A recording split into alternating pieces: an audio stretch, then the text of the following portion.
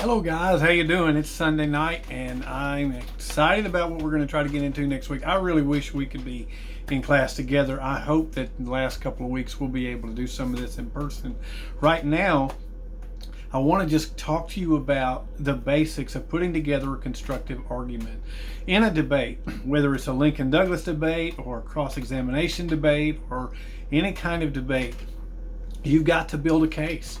You've got to be able to communicate your position in a very clear, logical, and passionate way. If any of that's missing, then you're just not going to communicate. I had you write an argument earlier last week, and that was a good start. You gave me the basic bullet points. You said, okay, we need this, this, and this, and that's fine. But what you got to do now is, if you're going to build an argument, you can't just say a statement and expect me to buy it. Okay, you've got to convince me. If you've ever watched any of those, TV shows where there's a court case. Remember when we were watching the God's Not Dead movies, and we watched how the lawyers in the courtroom, they didn't just say, "Well, here's the information. I hope you believe me." No, they were convincing. They used good facts. They most of the time they avoided fallacies, but sometimes they fell into some logical fallacies. But remember, we talked about how to avoid those things. As you're presenting an argument, let me give you three important things. Number one is that you've got to make your position clear.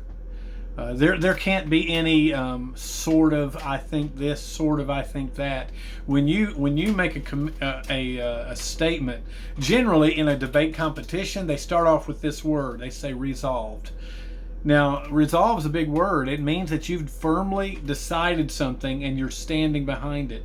And so when they have a question, if somebody's debating whether, let's just take from the movie example. The example where the school teacher was on trial. Her resolution was that I have a right to declare my faith in the classroom if it's part of teaching history, and it was entirely appropriate. So she made that resolution that she couldn't have come in there and said, well, I think maybe it was okay. I hope y'all don't mind. No. She had to be resolved. And then they used a lot of evidence. They brought in experts. They brought in people who had knowledge of history, who had knowledge of the historicity of Jesus himself as a historic figure, and they brought in that information. Likewise, the prosecution tried to do the same thing. They brought in expert witnesses who would say, "No, this isn't true," and you had to go back and forth between those. The second thing the first thing they did was they made a very clear statement of what they believed. You've got to state your resolution clearly. There can't be any watering it down. The second thing is that you've got to use facts to back it up. You can't just say, "Here's what I think. I hope you like it." You've got to give me some facts. Now, where do you get facts from? You can use expert opinions. You can use historic records. You can use statistics. You can use information. You can use things that are reliable and can be proven. Now, let me stop here and remind you that there's a difference, friend, between a fact, an inference, and an opinion. This isn't the place for inferences and opinions. You've got to give me facts. How do I know something's a fact? It can be observed or supported clearly. So, if you're going to say this is true, and you say, well, everybody knows this is true, well, you've just committed a fallacy, because everybody doesn't know anything. You can't prove that everybody, there's almost 8 billion people on this planet. How are you going to prove that all of them know something? You can't prove what the people in the room know. And so you can't say things like that. The other thing is attacking your opponent does not prove your point. You can talk all day about what's wrong with your opponent. That doesn't prove you're telling the truth. That just means you don't like your opponent. So you've got to get away from those kind of things. Those are logical errors. Those are fallacies, things that simply cannot be proven. Making a generalization. If you wanted to prove that that all religious people are just in it for power. Well, you've made a generalization, and there may be some who are in it for power, but A, you don't know anybody's heart, and B, that's a really hard thing to prove. If you want to prove that all of any group is characterized a particular way, that's going to be difficult. So let's get away from that kind of stuff and think about facts. What can be proven? Now, the other thing is, you can become so full of information that you kill your argument because there's no passion behind it. You've got to believe in it, and you've got to communicate by. We talked about this in persuasive speaking, right? The 5 steps of a persuasive speech. I think that's a good way to build an argument. You start off with the introduction, and then you give me the need, and then you give me how you think the need should be solved, and then you give me why and what it's going to look like, and then you give me a choice to make. You see, that's a persuasive argument. Aristotle gives us some real good help here. He gives us 3 big words. And that as you're making your constructive argument, you need to remember these words. Number 1 is ethos. Ethos, it means you've got to, ethical. That means you've got to be, have some integrity in your speech. That means you can't come into an argument saying things that you can't prove and things that can't stand up under scrutiny. You're going to be questioned if you make an argument. You need to prepare to be questioned. Number 2 is logos, which comes from the word we get logic. Guys, it's got to make sense. Saying something that just feels good is not logical. Just because I feel something, and this is a big deal in our day-to-day, that so many people don't even know how to argue anymore. They don't know how to debate. They just talk about their feelings, and they talk about, well, I feel this, so therefore it must be my truth. Well, my truth won't hold up in a court of law. I'll tell you that right now. My truth won't hold up. You've got to be able to prove something logically. It's got to make sense. And so you've got to show me why it makes sense. It may make perfect sense to you, but if I'm the judge of the debate, you've got to convince me. And so you've got to give me some logical reasons for this. You've got to build a solid case. Now, the third thing is equally important. It's pathos. That's the word feeling. You know what? If you don't feel emotionally, on an emotional, see, human beings aren't just rational beings. We're not just robots walking around full of information. We're not just highly evolved animals. We're people, and we feel things. We respond to things. We react to things. We hold tightly to things. And one of the ways that you convince me that something's true is you convince me you believe it. And if you don't, just talk about your Christian faith for a minute. Let me just be the preacher here for a second. If you can't prove to your friends that your faith is important to you on an emotional level, don't expect them to buy into it just because you tell them all the facts. They've got to know this means something to you, right? They've got to know you believe it and you care about it. And so that comes across in several things. 1 is eye contact. Number 2 is body language. If my body language is going to, and we did this at the beginning of the year, your body language tells you whether you care about something or not. Your tone of voice. Tone of voice. If I got up on Sunday morning to preach and I said something like this, well, Jesus is the Son of God, I suppose. And, the Bible says he rose from the dead. I think you ought to believe in him. Man, if you stayed awake through those first 30 seconds, that'd be a miracle. You've got to give somebody something emotionally too. Now, it's not all emotion. I'm not talking about emotionalism. See, there's where you have to watch that when you're talking about emotion. You don't want to get into emotionalism. Emotionalism is when I create emotion for its own sake, and it's usually not authentic. If I truly feel something, it's okay to communicate that feeling. If something makes me angry, I'm okay to communicate that in my tone of voice. If something makes me happy, excited, sad, if it's genuine and it's just coming out of my own genuine experience, then that ought to be communicated. But if I'm going to just try to pump you up with an emotion just for the sake of the impact, that's fake, and people will see through it. That won't carry you very far at all. So you don't want to work up false emotion. You don't want to manipulate people so that they can't think by pouring on so much emotion that they can't make a rational decision. But there needs to be enough emotion to know that this matters to you, and it's important, and it ought to matter to them. So it's okay to let that come through as long as you don't overdo it. And so that it gets a little dicey there. You got to be careful with that. And so people have been manipulated by emotionalism, but they've been bored to death by emotionless argumentation. And so we've got to find a way to keep it between the extremes. I don't want to be hyper emotional, but I don't want to be deadpan either. I've got to have something that I got to put some flesh and blood on this thing so people know there's a human being talking about it. Right? Human beings connect to human beings, and we're not robots. We're not just informatons who just give information and spit out facts. We're people, and people listen to people, right? And so and people have heart, they have emotion, they have feeling, they have intelligence, they have all those things, and so we've got to bring all that in to your argument. Now, let me give you some specific mechanics of creating an argument. The first thing is you're going to have the attention getter. Obviously, you're going to make some kind of a statement that introduces the speech. Now, friend, don't just start off saying, "Well, I'm going to talk about today." Use a short story. Use a quote. Use an attention-getting device that gets people to say, "Okay, I need to engage here. I need to engage in this." The second thing you need to do is state clearly what the question is. You haven't given your position yet.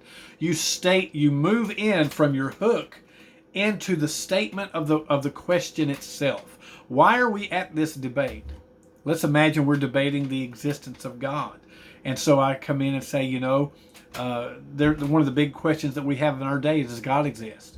And people have been debating for centuries whether or not God actually exists. And there are those on one side who are atheists, would say, no, there is no God, and they would suggest this. But then there are those who are theists who believe that there is a God. And so we're here today to debate that question.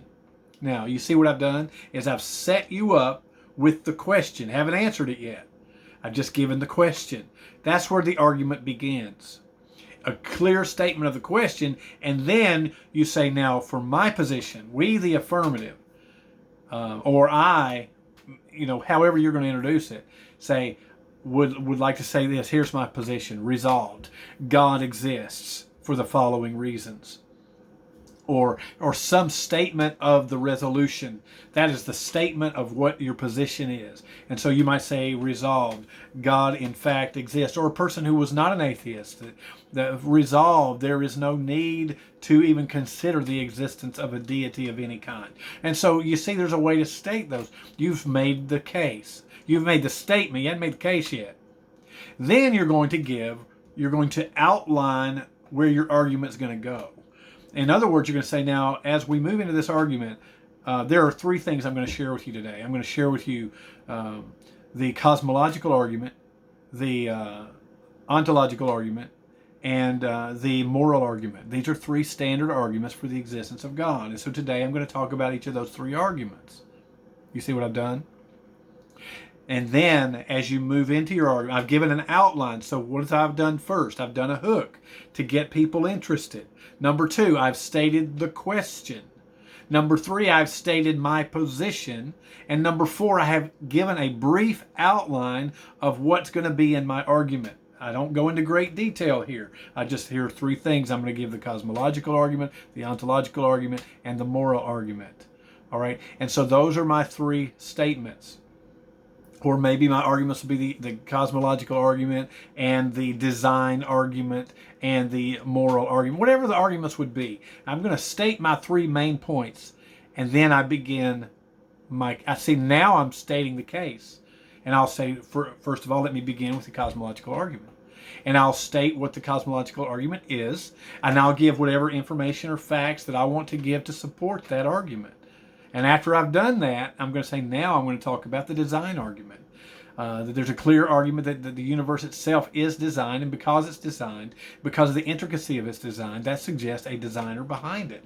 And so let me talk. I might give some quotes there. I might give some information. I might give some examples. I might talk about how the Hubble spacecraft for years has been taking shots of the cosmos and how it's constantly expanding and the complexity of it. And I might talk about the atoms in your own body and how complex they are. And they can't have evolved because all the pieces came together at once. If you were missing any one of those pieces, it would not have developed. So there's no way that could have evolved. It had to come together all at once. So, all those kind of arguments. And then finally, the moral argument. I would give, what do I mean by the moral argument? Well, the moral argument is the fact that people have a sense of morality. And where do they get that? Animals don't necessarily have that. We don't have any way of seeing that they have that, but we've got it. Why have we got it? Even if we're not obeying that sense of morality, we have one, right? And so where does that come from? Well, my argument is that comes from a moral creator, one who has made the universe based on moral principles. And I might talk about that for a little bit and give some information. After I've done my outline, see, there's my outline. What am I going to do next? Well, I'm going to make a conclusion. I'm going to say, friends, now you've heard my argument. My opponent will try to convince you otherwise, but here's my argument. Here are my positions. And now I invite you to consider what I've said. And I'm prepared now to be cross-examined. Because the fun part, after you've given your constructive speech, the other side gets to come stand right beside you and cross-examine you. You remember you saw that on the video. Isn't that fun? And so then you get to defend everything you've just said. Because while you're talking, your opponent is taking notes.